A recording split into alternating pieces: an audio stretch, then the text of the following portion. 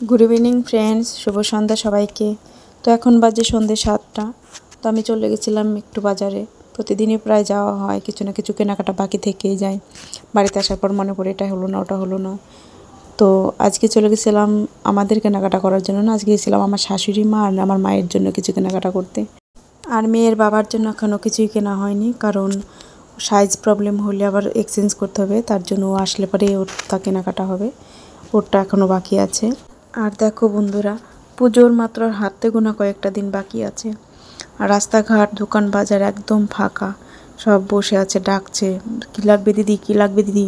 আমি বলছি কিছু লাগবে না, তবুও যেন জোর করে টেনে নিয়ে ভেতরে ঢুকাচ্ছে, যে জোর করেই নিতে হবে। অ্যাকচুয়ালি এনাদেরই বা কী বলবো, অনলাইন হয়ে যাওয়াতে মানুষের এই অবস্থা দোকানদারগুলোর।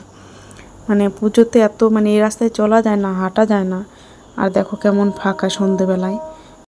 আর কোথায় কোথায় এত জনশূন্য তোমাদের ওখানে বলো। আর মহালয়ার দিন কে কে ঠাকুর দেখেছো আর কোথায় কোথায় দেখেছো বলো। কল্যাণীতে কি যাওয়া পসিবল এবার? এবার তো প্রচুর ভিড় দেখছি মহালয়ার দিন থেকেই।